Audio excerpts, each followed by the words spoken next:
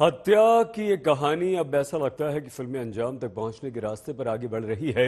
एक फिल्म थी, आपने जरूर देखी होगी, दृश्यम। उस फिल्म में भी हत्या को कितनी सफाई से पुलिस की आंखों से बचाया जाता है। सब कुछ पुलिस के सामने होता है, लेकिन पुलिस को दिखाई कुछ नहीं देता। बिल्कुल इसी तरह से अब श्रद्धा मर्डर केस भी दिखाई पड़ रहा है और आफताब ने एक बार फिर से पुलिस को इसमें बुरी तरह से उलझाने की कोशिश की है।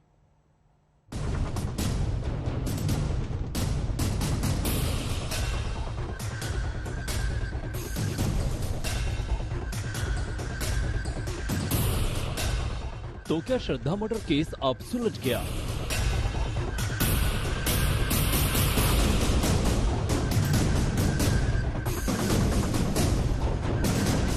क्या पुलिस को मिल गए हैं श्रद्धा मर्डर केस के पूरे सबूत?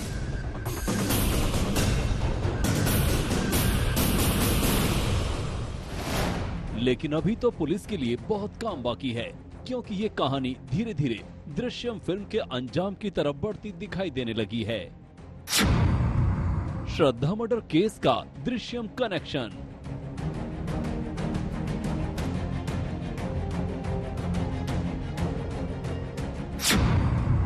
रहस्य की परतों में लिपटा श्रद्धा मर्डर केस।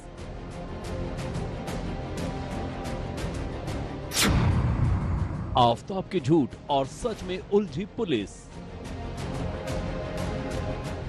अदालत के सामने पुलिस ने अपने रिमांड लेटर में लिखा था कि आफताब के पास से पुलिस को एक ऐसा नोट मिला है जिसमें वो लाश के टुकड़ों का सारा हिसाब किताब रखता था, यानी लाश के किस हिस्से को उसने कहां ठिकाने लगाया, इसके बारे में भी वो एक नोट में लिखता था।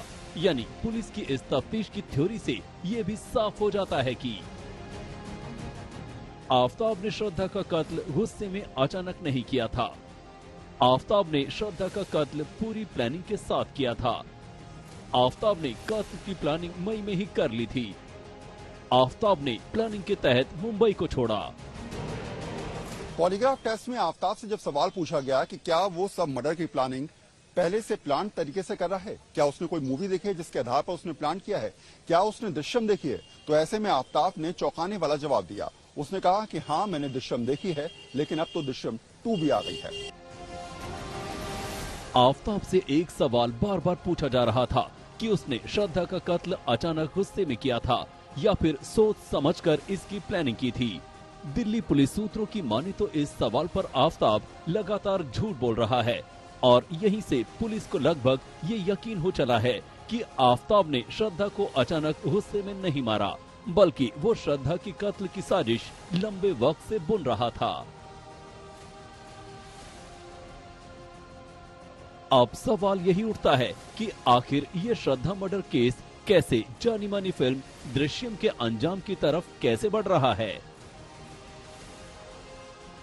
तो इस बात को कुछ ऐसे भी समझा जा सकता है कि पिछले 13 दिनों से पुलिस ने 4 राज्यों में घूम घूम कर जो भी सबूत और सुराग इकट्ठा किए, क्या वो आरोपी को सजा की मंजिल तक पहुंचाने के लिए काफी हैं? जंगल से जो हड्डियां मिली है, अगर उससे साफ भी हो जाता है कि वो श्रद्धा की हड्डियां हैं, तो भी आफताब को फांसी के फंदे तक नहीं लटकाया जा सकता। इसके लिए पुलिस को कुछ और सबूत इकट्ठे करने पड़ेंगे, जैसे आखिरी समय में उस फ्लैट में दोनों मौजूद थे।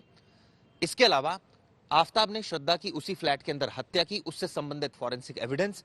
इसके अलावा हत्या करने के बाद उसके शरीर के टुकड़े किए, इसका फॉरेंसिक एविडेंस। और चौथा, उसके शरीर के टुकड़े जंगल में फेंके।